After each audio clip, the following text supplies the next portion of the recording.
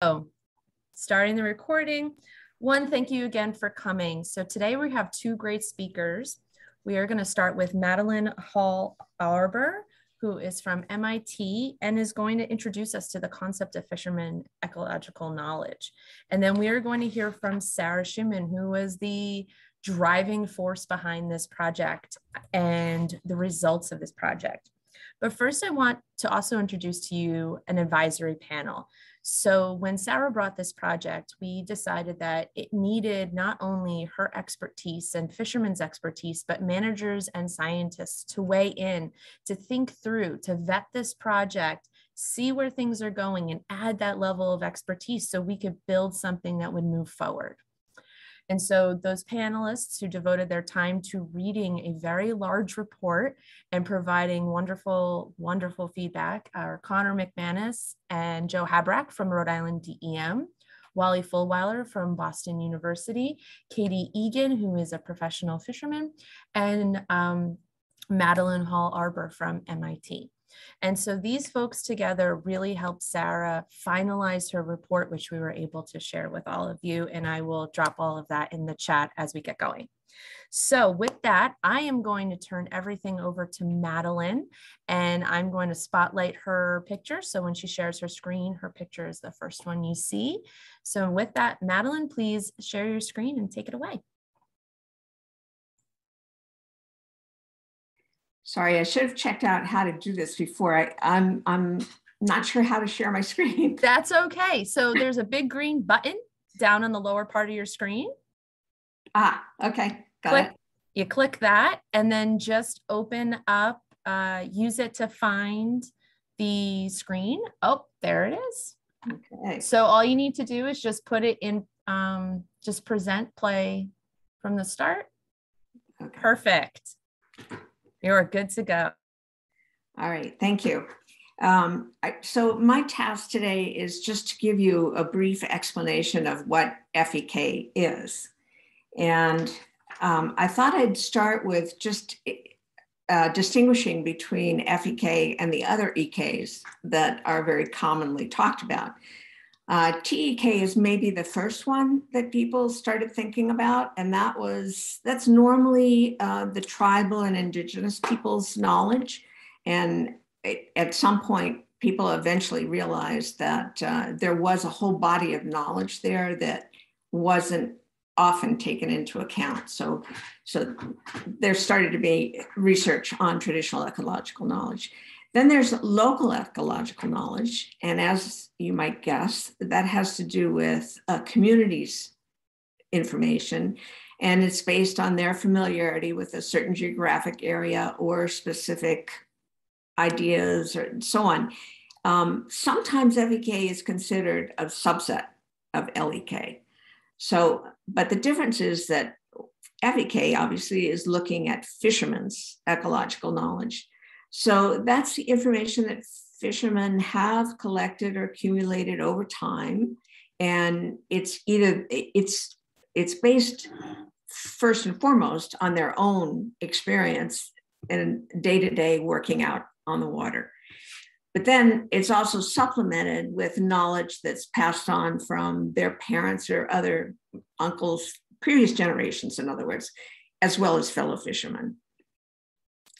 So the typical methods for gathering FEK are interviews, oral histories, and surveys. Now, interviews is what Sarah mostly used. And as we found, it's really important when trying to incorporate fisheries ecological knowledge. It's important to have this data coded and then the themes identified. Same thing with oral histories. They have to be transcribed and then they coded and themes are identified. Now, Sarah did with her interviews. She did code them and identify themes. I guess I should say Sarah and Courtney. But anyway, and then surveys are another way to collect FEK. The problem with surveys that I found is that you kind of have to know the information already and ask.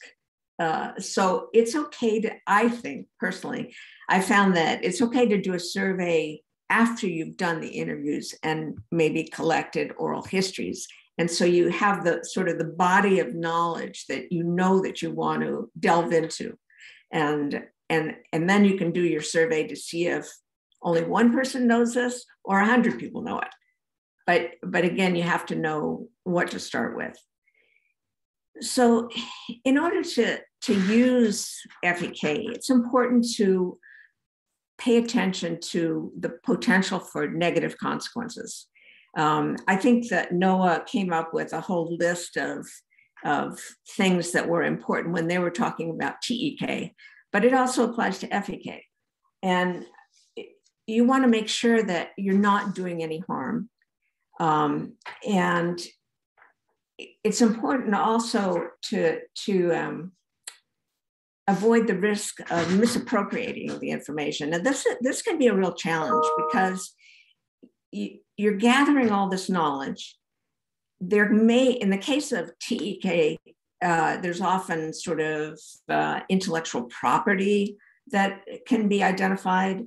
And in all cases of TEK and LEK and FEK, there is data confidentiality. And so how it's used can be really important. I think the first step is to have prior and informed consent amongst the people who are giving you the information. And then you also have to try to make sure that there's mutual benefit to the information so that it's not just benefiting one party or the other. We're talking about a collaborative project here, and Sarah's is a good example. You want respect among all the people that are involved, honesty, and that is transparency, which has long been a challenge in many cases, accountability, equity, and empowerment. So this is something that we may want to talk further about, but I'm just trying to give you a quick overview here. Ongoing two-way communication is obviously important, or two-way or multi-way communication if you have more than just the scientists and the fishermen, or the managers and the fishermen. And then if there are unintended consequences, if there are negative consequences that are identified, those need to be dealt with. So whose FEK are we talking about?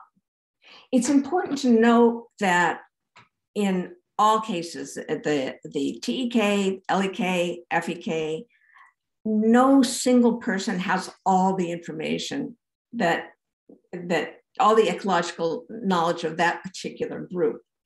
The knowledge can be affected by the location, the time, the species, in the case of fishermen, networks, that is, who else they're talking to, and scale. And so what you're trying to do is get a more holistic picture of what's going on. I mean, that's part of the purpose of doing the FEK. So we think that fishermen who are out on the water every day are apt to have knowledge not only of interactions among the species that they're targeting, but also among the other species that kind of hang out together with those targeted species. We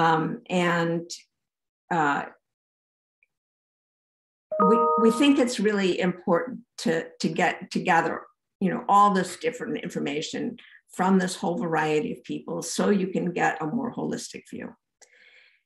We also think that it is best collected by an experienced social scientist.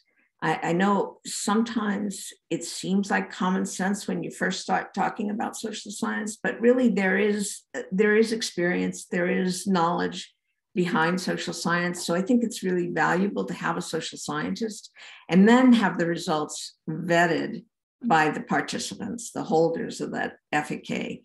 And then hopefully, once that information is agreed upon, you can interpret it in a collaborative way so that it's not just the social scientists, not just the biological science, it's not just the managers interpreting the FEK, but it's everyone collaborating. And probably the easiest way to do this is to start with a research project, a dedicated research project like the one we're talking about today, and then have ongoing information gathering. Sometimes also it might be helpful to have shoreside businesses, in the case of fishing, interviewed, because sometimes they can also have a more holistic view. So you want this broad picture. And when you're picking out a social scientist to do the research, it really is helpful to have somebody who's already familiar with the fishing industry, at least at some level, or somebody who's partnering at least with somebody who's familiar. So why bother? It's really noticed that conflicts often arise because of a lack of consensus. It's often a lack of consensus about norms, rules, maybe even dispute resolution mechanisms about who should have access and what information should be passed on. Often it's not just because of financial interests, but it's tied into culture and beliefs. So when we're talking about mitigation, a lot of times when people are talking about the various uses of the sea and the sea grabs that we commonly think of now, there is talk of mitigation. I was on a project some years ago with a BOEM who was trying to get us to identify, the researchers to identify how they could essentially pay off the fishermen. That's put it bluntly, but they realized, or we realized, we already knew, but we told them that it wasn't just monetary compensation that was going to help. It's not sufficient because you want to sustain, they wanted to sustain the fishing industry and the fishing community. So it needed more than monetary. The other reason to bother with FEK is that FEK can forewarn about ecological change or even unknowns. It can be really valuable. Now, all these EKs, LEK, TEK, and FEK, do adapt to change. If the circumstances change, that knowledge incorporates that change and they make use of it. It is complicated, however, when you're trying to collect LEK, FEK, or TEK for something like permanent structures such as wind farms. They are permanent, so they can't change with the knowledge that changes. So that's something to really be paying attention to, I think.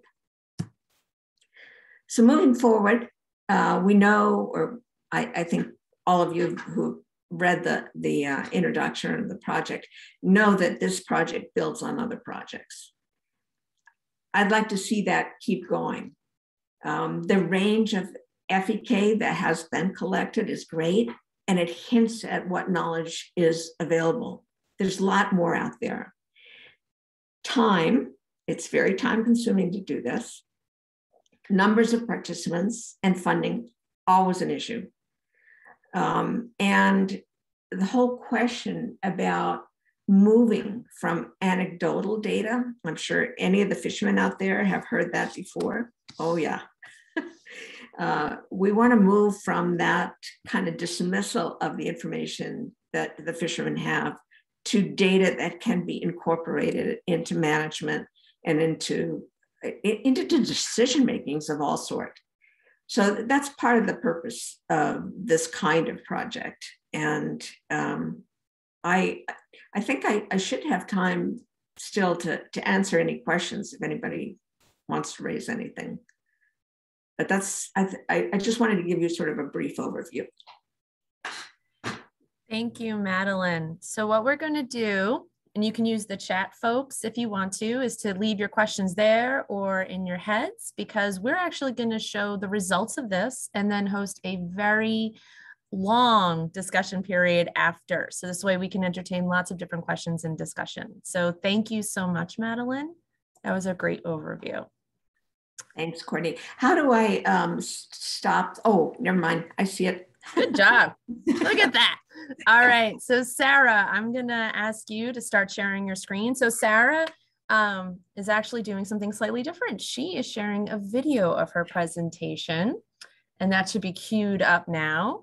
So I will spotlight Sarah so you can see her, not that she will be presenting, but you should be able to see that. Sarah is sharing her screen now. So if she hits play. I'm sharing my screen and I'm trying to figure out how to also share the volume because I don't see that little thing you said I would see. It was before the share screen. So if you stop sharing. Okay. And when you click the share screen, look on that all the way down at the bottom before you find your screen to share. When you click on the green button. Oh, got it. Yep. Click share sound and then click the screen you want to share. It's the most anti-intuitive thing Zoom has done. Oh, shoot. It tells me I have to install a Zoom audio device. So let me see if, I don't know. Should I try? Do you think it'll just pick up on the volume from the laptop maybe? We could try. Give it a try, and if you need to email it to one of us, we can try to share it. Sarah Schumann, and I'm the lead researcher. Hold on. You should have it, Courtney, if you wanted to share it from your screen. Okay.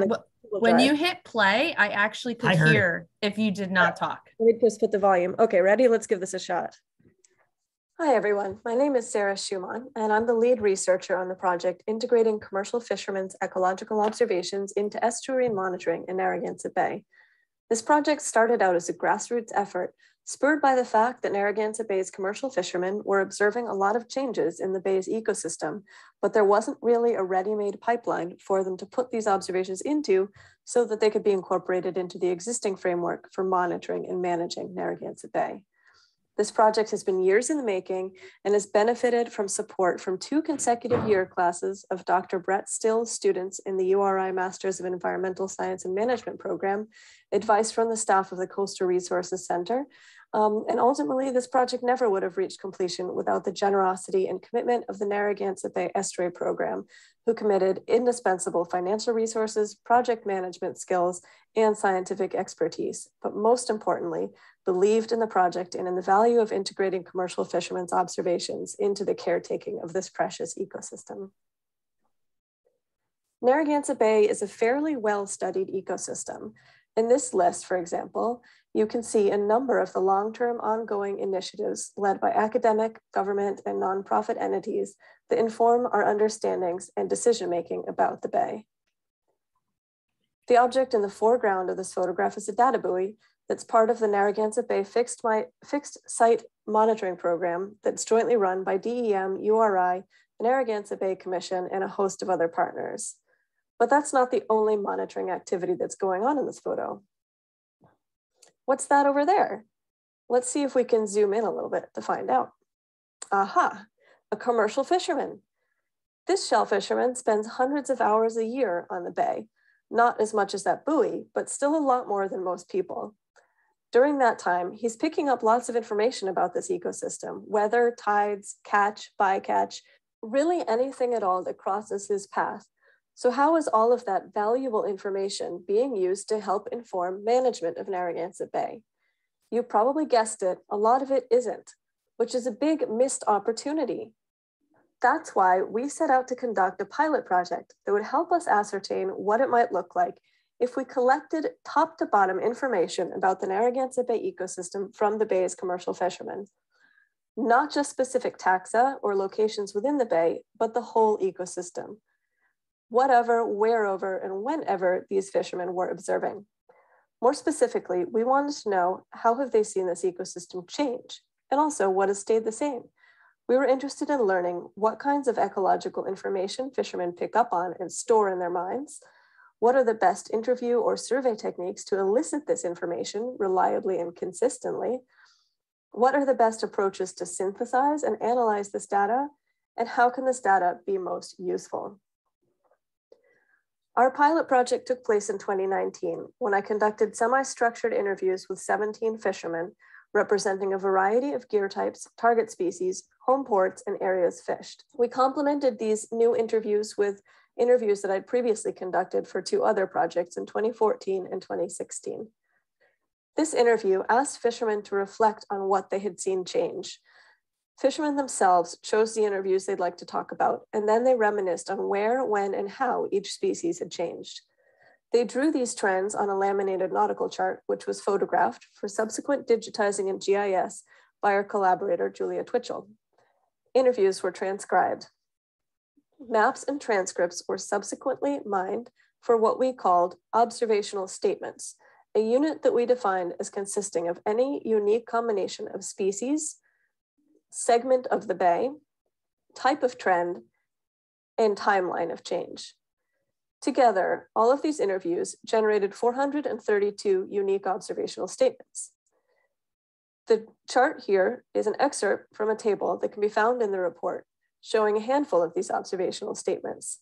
Some were more detailed than others. Fishermen shared observations related to sessile benthic invertebrates, such as quahogs, bay scallops, and Crepidula fornicata, which fishermen called deckers. They shared observations related to mobile benthic invertebrates, such as lobsters, starfish, and crabs. They shared observations related to finfish, including sea bass, eels, and scup. They shared a lot of observations related to seaweed, such as rockweed, kelp, and a variety of species that could only be described by their physical characteristics, such as being slimy or hairy. They shared observations related to fouling organisms, such as barnacles and tunicates. And finally, they shared observations related to mammals, birds, plankton, and epizootic diseases. The data clustered both geographically and by gear type.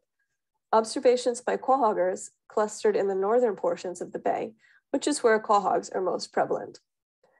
Observations by lobstermen clustered in the southern portions where lobsters are more prevalent. As a result, we wound up with different kinds of data for different parts of the bay. Through their use of bull rakes, quahogs are more likely to interact with sessile benthic invertebrates, while lobstermen, with their traps, lines, and buoys, are more likely to interact with mobile benthic invertebrates and fouling organisms. Trawl fishermen spoke of the bay in terms of its migratory pathways, while oyster farmers provided detailed site-specific observations from their leases. In the next few slides, I'll synthesize some of the main trends described by fishermen interviewees.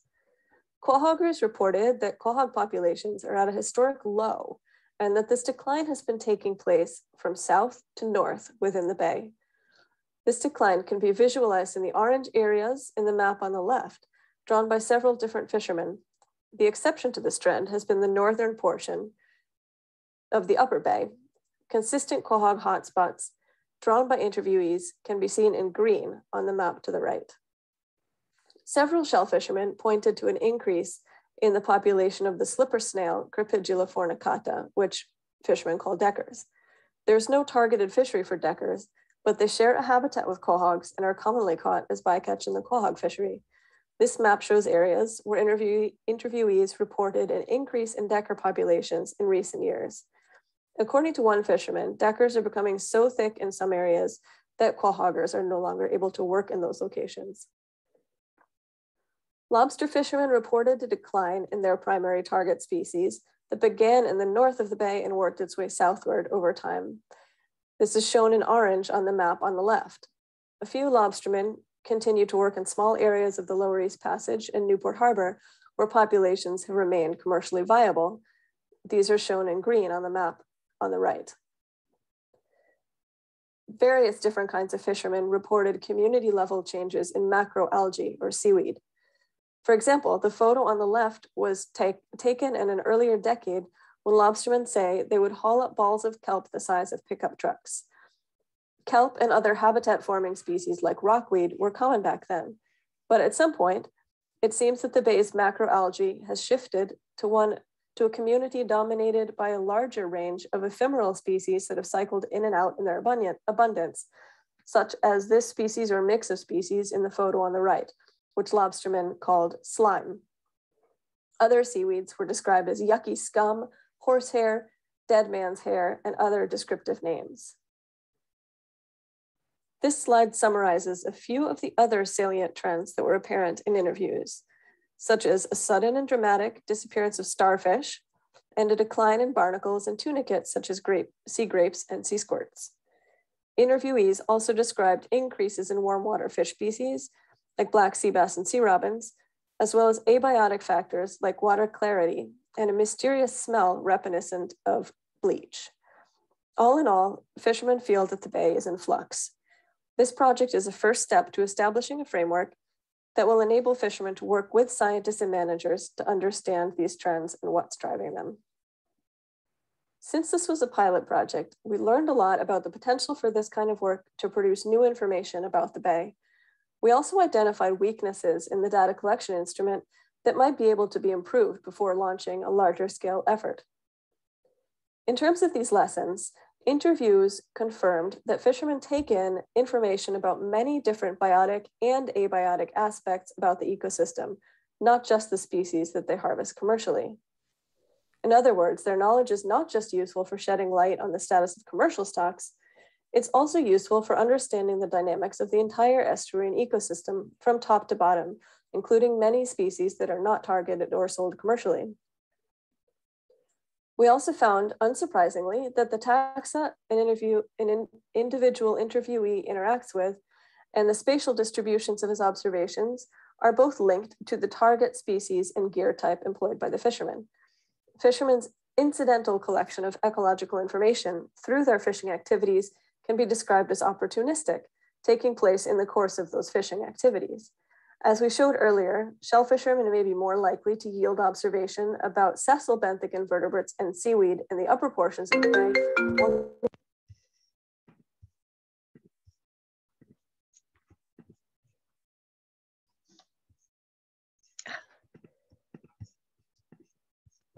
Sorry, hold on a sec. Go away. Hold on just a minute. It's okay, Sarah, we got time. Differently, so that observations were phrased in ways that were not always easy to compare or consolidate. Ideally, we could collect time descriptions in a uniform format so that they could be compared more easily. Moreover, we learned that people are just pretty bad at remembering when things happened. A case in point is the famous wild oyster boom that took place in Narragansett Bay a few decades ago. Each row in this figure represents one interviewee, and the blue blocks represent the years that each interviewee remembered this boom occurring. As you can see, the estimates vary by more than 2 decades. The lavender bar spanning the years 1996 to 2000 represents the time frame when the boom actually shows up in oyster landings records from that time. And finally, we found that the qualitative type of information yielded by our semi-structured interview was highly detailed and nuanced. While a closed-ended survey style may have led to more standardized information, we doubt that it would have been anywhere near as rich in the quantity and quality of information gleaned through this qualitative approach. So that brings us to the big question: how might it be possible to integrate all of this rich, detailed information into the existing monitoring framework for Narragansett Bay? This is a question that I'm posing to all of you, because the next step of this project is to work with stakeholders, scientists, and managers to outline a research agenda for future work. In approaching this question, it is helpful to consider gaps and needs in the existing monitoring framework, needs for data format and quality to be useful to the existing framework, the best collection methods that might help fill these needs, the motivation of fishermen to participate, and the optimal project management structure and funding sources, such as who wants to be involved in doing this. Note how I phrased the question at the top of the slide. How can both fishermen and their knowledge enhance understandings of Narragansett Bay's changing ecology? There are multiple approaches and methodologies that can fit into answering these questions. The pilot project that I've presented here belongs to a genre of research that uses social science interview techniques to elicit qualitative information from commercial fishermen about the species they catch and the ecosystem they interact with. There are other examples of this kind of research, such as this one on lobsters in Rhode Island, this one on cod spawning aggregations on Georges Bank, and this one that gathered life history, information, and movement patterns of Jonah crab. As with this pilot project, the purpose of these other interview-based knowledge elicitation projects was to extract information from fishermen's mental repositories by using social science methods. Data rigor is derived from the application of these social science methods. To date, most studies in this vein have focused on questions relevant to fisheries management, but there's no reason, as we have demonstrated here, that they can't be just as useful for understanding environmental change outside of managed species. Other social science methods can also come in handy, such as closed-ended survey instruments. For example, I really like this fisherman's stock survey that was carried out in the North Sea from 2012 to 2014. Its structure is very simple, asking fishermen to score 4 parameters on a categorical scale for 8 species in 10 areas from year to year. Because the answers were tightly constrained by the survey instrument, they're very easy to tabulate quantitatively. In Alaska, fishermen have been pioneering the use of citizen science smartphone apps to catalog observations of whole ecosystem change. The Skipper Science Project launched this summer, with 49 fishermen logging observations on abiotic and biotic aspects. An advantage of this approach is that the number of participants is theoretically unlimited. Back here on the East Coast, the Fisheries Knowledge Trust, led by the Responsible Offshore Development Alliance, is developing an industry-owned platform where fishermen can aggregate, secure, and share the knowledge they collect about our oceans in a standardized, accessible repository. The platform is designed to grow so that fishermen can theoretically store any kind of data or knowledge there, such as their personal logbooks. Another example of a technology-based approach is this recent study by collaborators at the Nature Conservancy and DEM, a project that utilized data from the electronic monitoring cameras that are placed on some ocean fishing vessels. This project treated the camera as a second set of eyes that was seeing the same thing that fishermen see, but with finer quantitative detail that could be analyzed statistically. And of course, here in Southern New England, we have a rich history of engaging in cooperative or collaborative research, often initiated by the industry-led Commercial Fisheries Research Foundation, in which fishermen act as scientists, collecting data either within or outside the course of their daily fishing activities as part of projects that are planned and analyzed jointly with scientists to target data gaps and research questions facing fisheries management. The output of such projects looks exactly like scientific data because it is. In this quick tour of research approaches to integrating fishermen and their knowledge into ecosystem monitoring, we have seen projects that generate qualitative data and those that generate quantitative data. We have seen projects that focus on historical backward-looking knowledge, projects that are repeated at regular intervals to glean information on specific time periods, and projects that collect information in real time. We have seen projects that engage fishermen as collectors of data and those that tap into fishermen's stored knowledge as a data source. We have seen projects that involve a closed and sometimes carefully selected and trained group of fishermen, and those that are wide open to anyone to participate in. We've seen projects that have a clear end use from the project design phase, and we've seen others for which the end use is an open question and there may be many possibilities. We've seen projects that target specific research questions and those that take a big picture view designed to absorb any information on ecosystem change.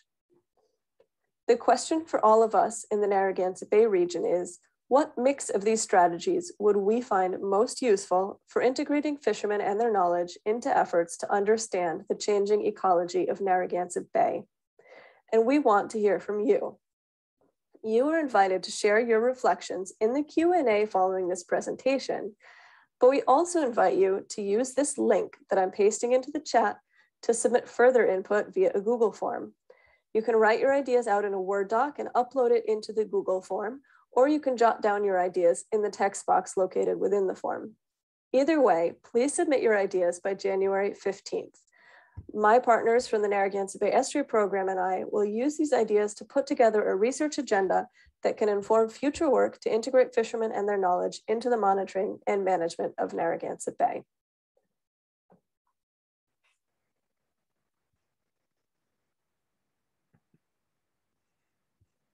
That's it. Thank you all for watching and listening. Courtney, I'll hand it back to you. All right, thank you all. So what we can do, alrighty, to change my screen so I can see all of you. So here it is now. We invite you all to ask any question you have regarding the presentations you've just seen and ideas or thoughts, or share ideas and thoughts about going forward. We have 25 minutes to have this conversation. We can also add a little bit more time if you participants are willing. We have a question in the chat, Courtney, if you want to grab that one. I do. Oh, cool. Thank you. So Carolyn has asked, historically, fishermen were terrible at recording their harvest, even when required to do so, and are notoriously poor at keeping written records of their environmental observations. So to what extent do you think that the fishermen focus on and or exaggerate the occurrence of species of biotic or abiotic conditions to consider to be nuisances that interfere with their target species or fishing gear? So a lot packed in, so I can, so Carolyn can unmute herself if she would like to help unpack. But I think the first bit of this question is, you know, thinking about recording and our human tendency, everyone's human tendency to focus on things that might annoy us a bit more than they should, particularly when it's our job, and overinflate that in our reporting. I think probably a lot of us have experience with that, looking at fishermen's knowledge. Madeleine, I worked with you on a project where some of this happens. I worked with students on projects involving spiny dogfish and the extent to which fishermen think spiny dogfish are a nuisance. People tend to exaggerate the importance of certain events if, you know, based on their own, perhaps commercial interest in this case. And so the question to you is, all of us, is, are there people out there maintaining written records that might give us some confidence in these observations over time? Sarah, do you want to, I know some of your protocol and some of the work that you did in terms of setting the interviews help with some of that. Did you want to respond to that? I guess the only thing I could say, I mean, the one thing, as I mentioned in the, this is outside of your question, but the one thing that I mentioned in the video I shared that I did find questionable in terms of its reliability was people's temporal memories. And that's not just fishermen. I mean, it's every single one of us that, like, it's very difficult to remember when things happened if your life has been the same for a long time, you know, that routine. So I think there's solutions to that, though, clearly, to sort of constrain the time period. And so we're all talking about the same thing, but that's not what you asked. I don't know. I mean, I didn't ever have the sense that anyone was sort of, you know, in answering the questions, any of the interviewees were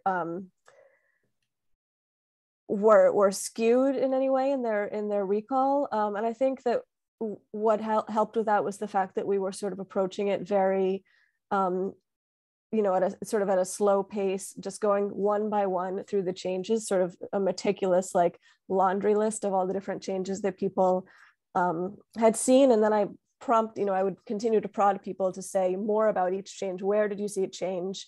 In what direction? When did you see that change? Did it correlate with any other changes? And that, to me, sort of really, that digging down into the detail, I think that leaves less room for people to just make, like, you know, the kind of universal statement like, you know, dogfish are everywhere or something like that. And Sarah, I just add one thing that I found compelling when I first read this work and when you shared the maps was the number of interviews and the fact that what you showed in massive detail in the report, but in a few things today, is perhaps someone, and all of us do this, I think that would be one thing that I would edit in the manner in which the question was presented, is that this is, as Sarah said, this is not unique to fishermen, it's unique to all of us. I think we need to put aside making it specific to fishermen for the sake of this discussion. But since we are talking about that, the overlap and showing some of that, the trends and themes that you can see are intended to try to move through some of that and to get us from the anecdotal to the data that Madeleine mentioned. So I think moving forward, I think that's certainly a concern. I think the protocols that Sarah used, the social science protocols that she used, were intended to get after some of that bias and to try to capture enough and different information that, yeah, it's not just a general statement, it has a level of specificity. And when you lay over those specific observations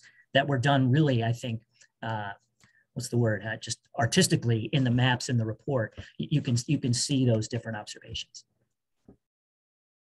Yeah, and there's definitely, it's a weight of evidence line of thinking, which is really valuable here. So by increasing the number of people or, observations, if they're all lining up, the weight of evidence says that there might actually be something there. And that smooths out a lot of the bias. And we've talked about that with some of our long-term data sets in, that we've collected in other parameters, that the longer the term data, the more you can kind of take out the bias and take out that error. So that's actually really valuable that Sarah showed that could happen.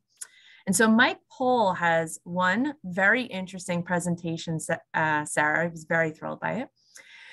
And do you know of any study examples where individual responses were weighted on, this is an example, the time in fishery, or is this part of an approach that all participants' observations have equal value? So do people who have been working the water longer have higher weight to their observations than the folks who have come in relatively soon? And if your report didn't, do you know of any reports that have done that? Yeah, that's an interesting question. It's part of a larger point that I actually wrote about in the report, that we weighted everyone's observations equally. But there are examples of other research like this that is sort of assigned a credibility ranking to each individual or each data point based on whether it was sort of firsthand knowledge or secondhand knowledge. In this case, we restricted it to only firsthand knowledge. And I sort of controlled for time in the fishery by targeting fishermen who had multiple decades of fishing under their belt. For the most part, we did have a younger guy sneak in, which was great too, because that actually was eye-opening for me, because I realized that there's advantages to both. I mean, somebody who's been on the water for multiple decades has a much longer time series, and they've seen more cycles. So they're not mistaking, a short-term trend might look like an upward trend or a downward trend, but if you've seen it cycle over, you zoom out on that time series and you realize that's not at all what it is. But at the same time, in terms of the specificity of that temporal recall, which has been such a weak point just for human memory and the way it works, is much improved by someone who has a shorter time series, because they can actually remember the difference between 3 years ago versus 5 years ago if they've only been in the fishery for 8 years.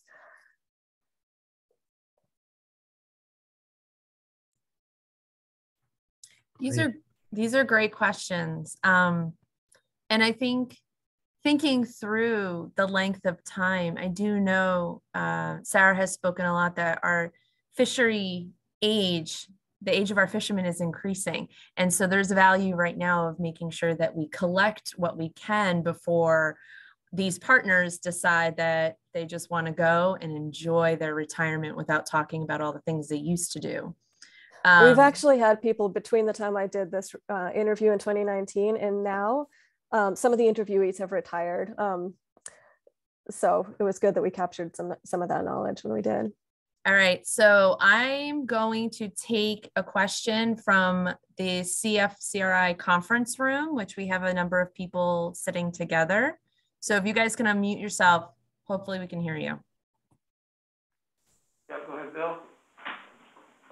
I was going to say, when I was a young fisherman, I started out keeping logs of everything I did every day, but life was just, there wasn't time for it as time went on. And looking back at those logs, as I was keeping them so that I could go back and look at what I did at a certain time to help improve my fisheries. But those fisheries are long gone. And that's what I found over the decades is that things change fairly quickly, even though when you're at the moment, it doesn't seem like it'll change. Things would change in like 5 to 10 years. You had records from 5 to 10 years ago. They weren't going to do you any good because that stuff was gone, and you're on to something else.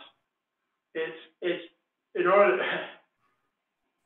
One thing I can say for sure is that you're never sure of anything. You just have to keep rolling along and observe what you're observing, but look for new things all the time to be successful at fishing. And you can see that in the environment. Like I started out fishing for eels, and commercial fishing for eels are long gone. The other things I fished for was winter flounder, and winter flounder are completely gone. And it's just that that was the point I was trying to make here. Thank you. Yeah, well, I've got a long list, and I don't want to stay here and bore you with my situation, because I went to your last meeting, I don't know, it was 3 years ago. I think it was a Blair Symposium.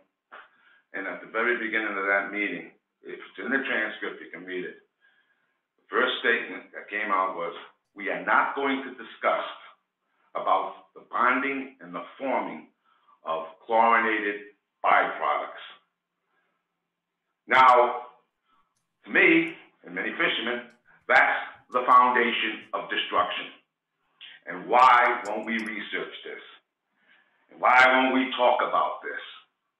Now, you're dealing with hazardous waste, poisonous chemical that's going into the effluent, that's going into a nitrogen base, that is going into potassium and phosphorus and mixing it together, making the food source for the plankton to thrive off of. And I have this question, and I keep on asking it, and I never get an answer. Is that nitrogen poisonous? So I'd like to jump in here.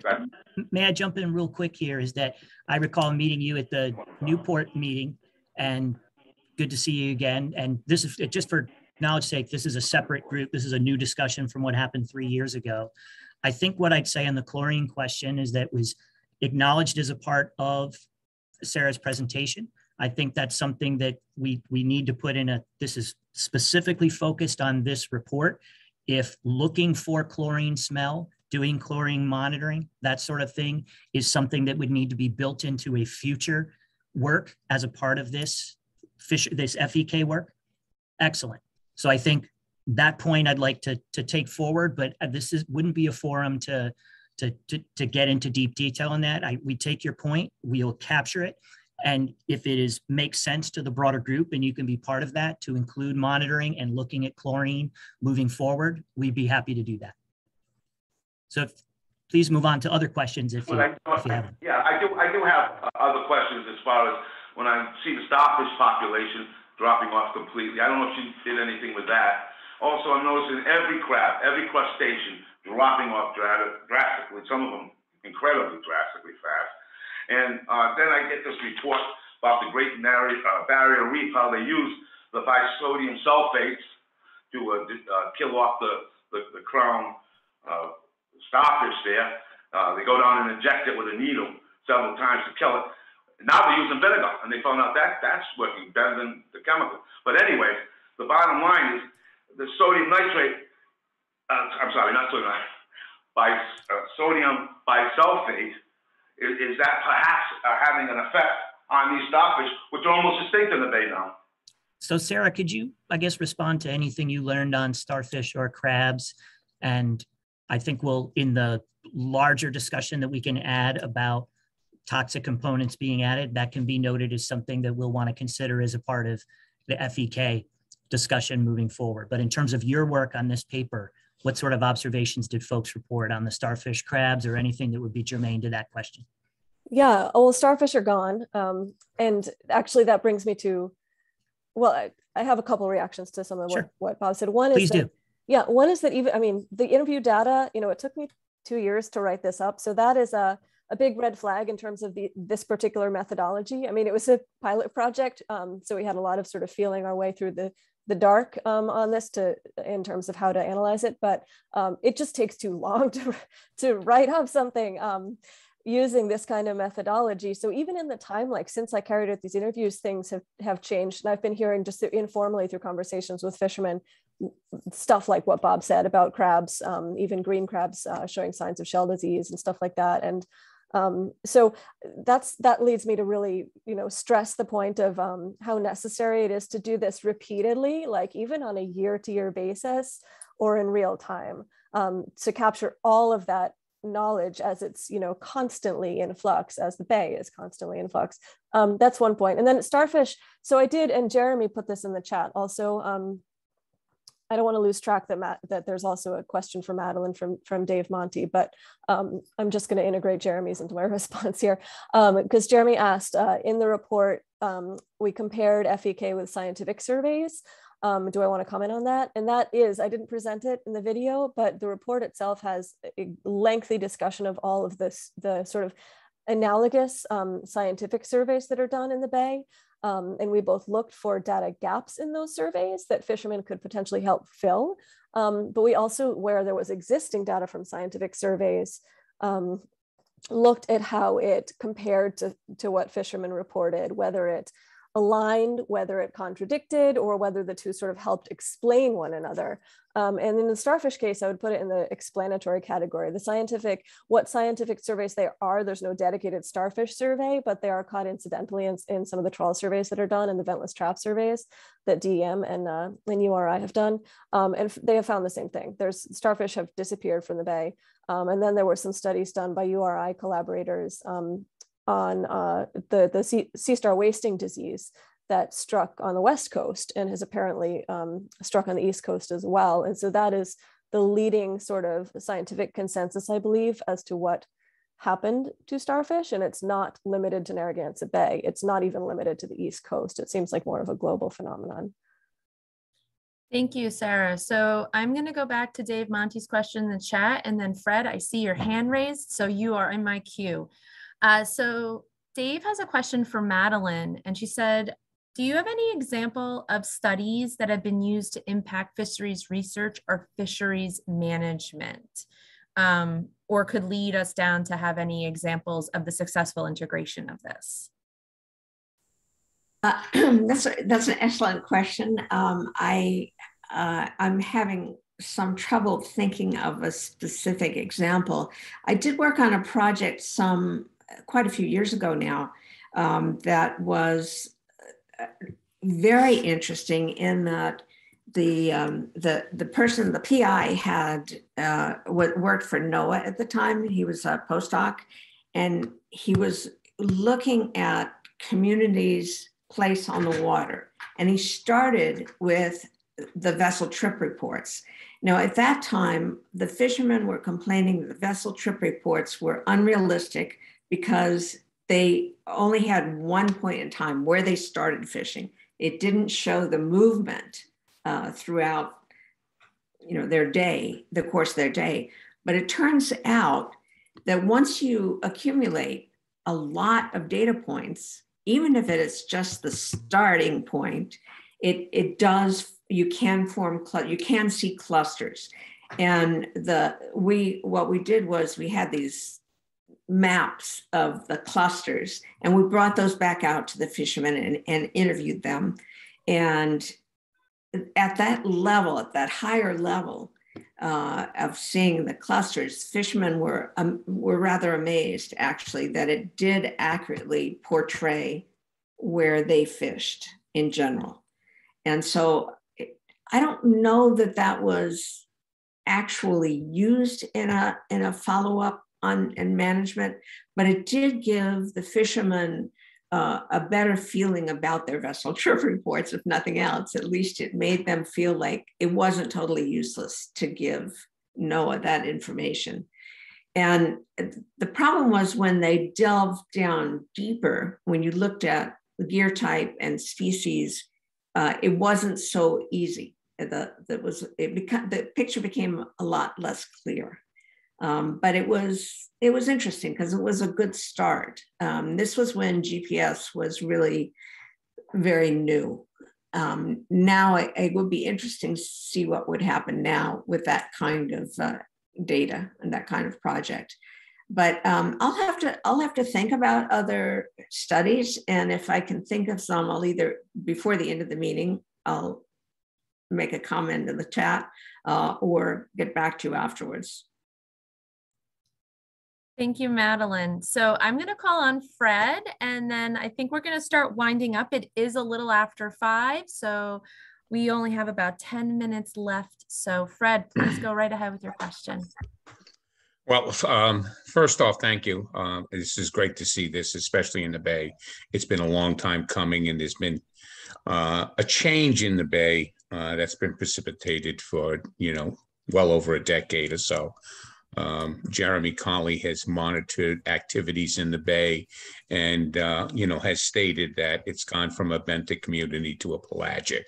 The composition of the species have changed, the bottom has changed, and everything else that goes with it, with the seaweed and the lack of starfish and all. But I want to go back to discussing accuracy on the honesty of fishermen conveying their knowledge and what's being landed and all.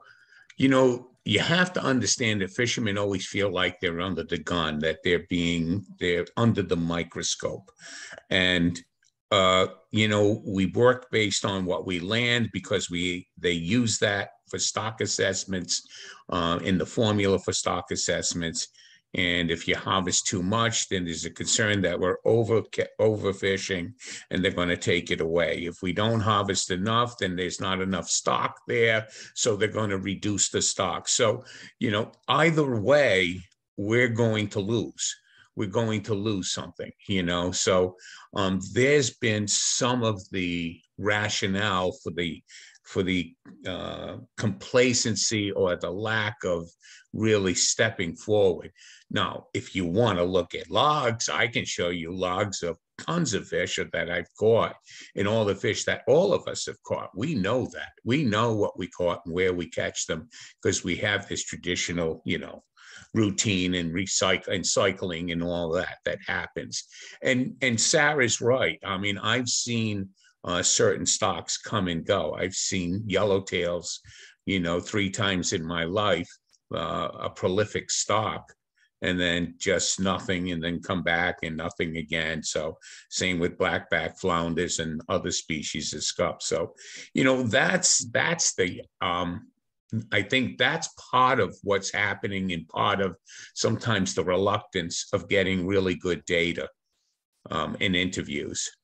Some guys are very, outgoing and the fish that was this big is now this big. So the amount they caught is that way. And others are very reserved. So it is a hard way to track and get an idea of what's happening. What's been very good is that if you do it with enough people, you seem to filter that through. So I encourage us to continue to work on this bay. It definitely needs improvement. Industry has been telling you now for a decade that there are problems. I know you don't want to address this chlorine issue, but it's been a problem. It is an existing problem. And I was glad to hear that Michael was willing to add that as a component to look at and do the research, that there is something that's happening in the bay that is causing a chlorine smell, and it's being recorded and recognized by fishermen that have tremendous credibility. They wouldn't say that if they didn't see it or warrant it.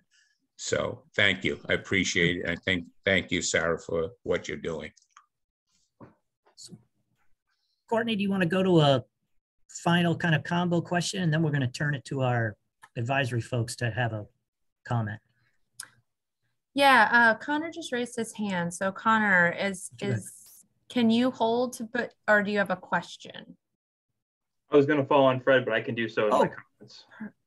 Okay, because the last question we came in, I think is really valuable to think through, and it's the idea of compensation. So whether we are looking at a volunteer science program or a compensated science program or a combination of both. And Sarah and Madeleine, I think the questions here are, in your experience, do volunteer and or paid science positions, science observers or paid community observer positions work for these types of studies? I think personally, I think a combination of the two is really good. There's a whole movement on the West Coast towards citizen science, and that includes fishermen. But fishermen are so often asked to just give their expertise with no compensation that it'd be really sweet to have a cadre of fishermen who are actually paid. You often hear that the fishermen will say that, they have to go to management meetings if they want to hang on to their fishery, but they're not paid. They're losing a day's pay for not going out, not being able to go out, whereas the managers are on salary. So that's the contrast that often exists. And so, yes, I think that having people paid would also show that they're respected and that their information is valuable. So there is a precedent for that with was it MRAP? Is that the right word, Fred? Yeah. That they're the folks that do the research closer to shore because the big NOAA boats can no longer move close to shore. Ironic. But anyway, they are paid to do that. Although I think there is some volunteer aspect to it as well. All right, those are great. And thank you all for this amazing discussion. And so as we wrap up in the last 4 minutes, we might be going a little bit over. I respect if you can go a little over so our folks can talk. Need to jump off, but please, if you can, stick around for a few minutes because our advisory panel has each been given a few minutes to kind of reflect on their process in this. And so I'm going to start with Connor since he was going to jump at the bit to Fred's point. So Connor, go right for it.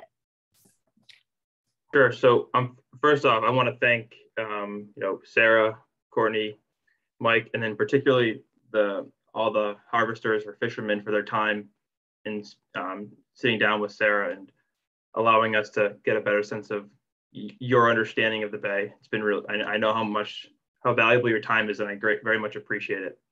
And just from my perspective, we've been thinking about this type of work now for, as Fred was saying, years, literally years, and trying to better understand ways that we can have on-ramps for this type of data to come in and complement the ongoing monitoring. I think we often talk about how the Bay is one of the most well-studied, well-monitored estuaries on the East Coast. Yet, I think as Sarah showed, there are so many gaps in what we don't know. And there's a lot of great applications for this information in terms of how it can inform not just science and the ecology of species, but then also for us, particularly at the agency or with NOAA, on how we better manage these resources, both in terms of sustainability for the resource, but then also opportunities in the future for harvesters. So I think there's a lot of great opportunities here, particularly where I see in the report for filling gaps is there's such great spatial resolution and understanding of these different areas of the Bay. For those of you who are intimate with the Bay like myself, some of these areas we don't have monitoring at these spatial scales. We will often sample a few sites, fixed over several years or many years, or some random stratified sampling. This really allows for identifying areas that I can see visually as geographic spatial gaps that we currently have. So that was really nice to see. I guess as we move into this next phase, I want to iterate that the questions that we begin to ask, we should all be pushing ourselves to think about different questions. I know researchers will have a great set of questions to ask, managers as well, but then also you all as harvesters are members of the industry. I think a lot of the work that we do, particularly DEM for the research, is driven by your questions. You know, you being out every day, seeing changes happening and occurring. How do we, and then coming to us and trying to think of ways that we can actually scientifically test it. Everybody here is a naturalist in some way, shape, or form, observing the system, documenting what's happening and occurring. And I think that's the basis for, as we move forward for these collaborations and trying to gather new information to help inform how the system's changing and how we as a society want to respond to those changes, and how we want the bay to look moving forward. So just the themes that I have thought about, you know, as Sarah's work has evolved, and in looking at other examples, you know, thinking about, again, the spatiotemporal gaps in sampling, and not just for the ecology of the species, but especially as we talk about a bay that continues to be used more and more with competing uses and interests. How do we allow for all these various interests to continue? So this is like a lot of the type of data that we'd be looking forward to using and trying to guide some of that spatial management. Other things to think about are emerging fisheries, you know, particularly those participating in these fisheries that are emerging and sit out there every day. And maybe we may not see the intricacies of the details in landings data, or really understand how the fisheries operate. You all as fishermen or harvesters are on the forefront of that, and really able to come to, you know, think of the questions that are needed to understand how this species or stock is surviving. What are the questions and stuff that we need to know about it to inform management, you know, in either direction. So, you know, those would be really interesting discussions moving forward. And then I wanted to highlight, you know, the continued need to collect data to inform stock assessments. You know, fishermen's ecological knowledge is one way to gather such data, assuming you know the exact questions you want to ask to fill in the data gap of an assessment model.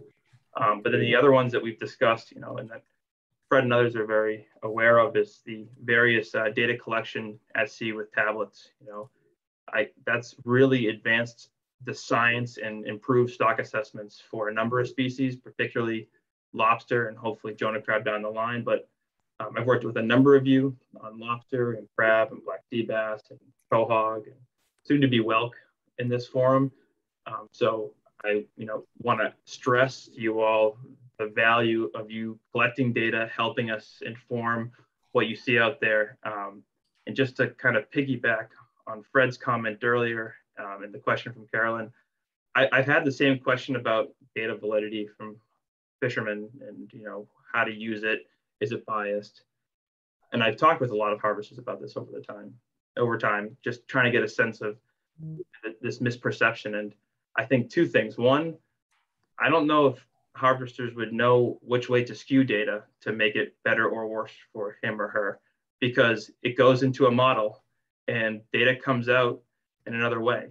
So it's not like there's a decision can be particularly, you know, thought out as to making sure your estimates are under or over. This is a bigger lobster or smaller, or more females than males. The other thing is that not only do we use the data, but the harvesters use the data. I mean, this has become a really nice tool for people to look at their catch, go back and say, what was the temperature that day? Or did I see shorts that day? Or did I see that, where did I see that young of the year lobster on accident or by chance? So it's a trusted data tool for both the scientists and harvesters. So at least in my experience from, you know, again, crustacean fisheries, finfish, shellfish. So just wanted to kind of add on to that. But again, I want to thank Sarah for her work and the estuary program for bringing me onto this effort. And I look forward to hearing all your thoughts and thinking of other ways to integrate fishermen's data and knowledge into how we understand and manage the bay. Thank you, Connor. So I'm going to ask Wally to give a little bit of her thoughts, and then we will also hear from Katie and Joe. Madeleine has said everything she wants to say right now on this, so she has opted to bow out of this final reflection. So Wally, please take it away. Well, I think Connor did such a nice job there, and I I'm just going to kind of reiterate a lot of what he said, I think. So first, I just want to thank you all for letting me be involved in this process. I've learned so much and I really appreciate the opportunity. And I want to thank everyone who's done really the heavy lifting here, because this is an intensive, amazing project and I'm super impressed by it. And I know the amount of time, both on Sarah's part and everyone involved, including the fishermen, has been intense. And so I think it's just a really valuable resource. I want to comment briefly on this idea, that we should think that fishermen may be skewing the data on purpose or something. And obviously this is particular areas new to me, but I just, we can always keep in mind that all of us are biased and all of us skew things intentionally and unintentionally. And that is just the product of being a human and interacting with other humans. And so I think that's an important thing to remember.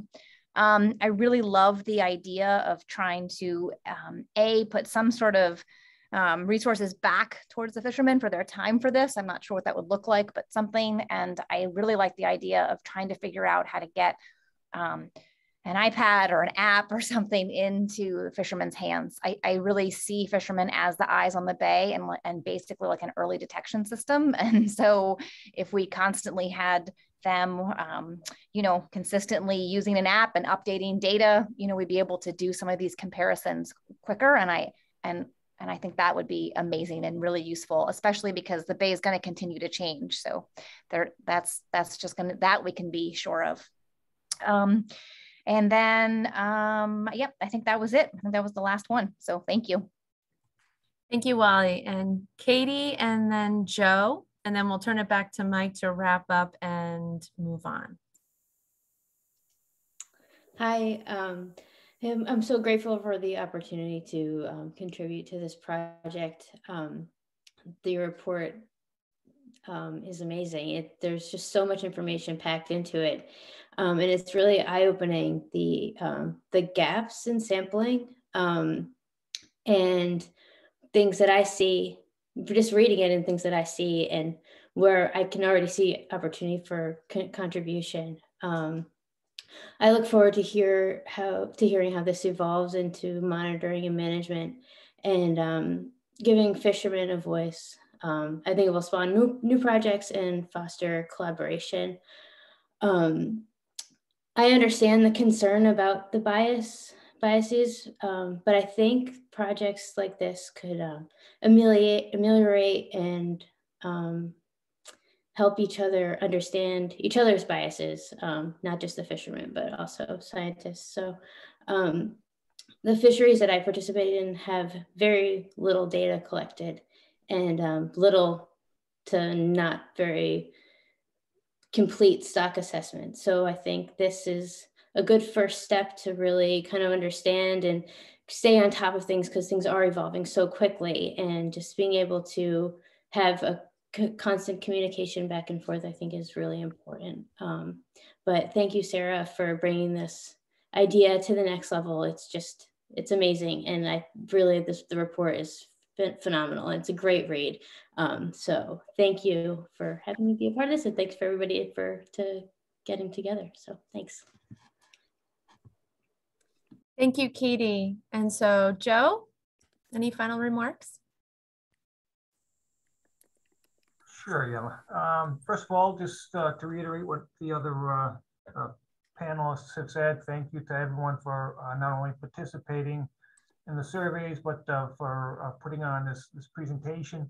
For those of you who probably don't know, I'm in the Office of Water Resources, so I'm on the side of DEM that's responsible for issuing discharge permits. So my interest on this particular issue has to deal with when I interact with Connor and his group. Some of the permits that we issue, I know a lot of discussions in the past maybe is focused on wastewater treatment facilities, and that certainly does fall under my office's purview, but also issue discharge permits to the Manchester Street Power Station, and these are the types of things, this is the type of permit that I'll deal with Connors and his staff on evaluating impacts to the populations, species populations from cooling water intakes and temperature discharges. Just real quick, I don't want to sidetrack the discussion, but maybe just very, very briefly address some of the issues that were raised earlier on chlorine discharges.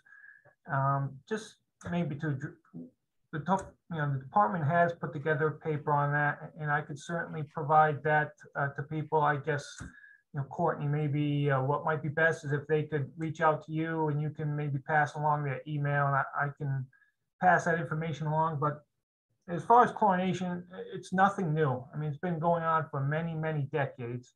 If anything, there's been a reduction in the time periods that we're talking about. Specifically, since 2003, there's been a 95% reduction in chlorine discharge. And also, just to put it in a frame of reference, the levels of chlorine that are discharged, you're talking 10% of the concentrations that's in the potable drinking water coming into your house, a municipal water supply.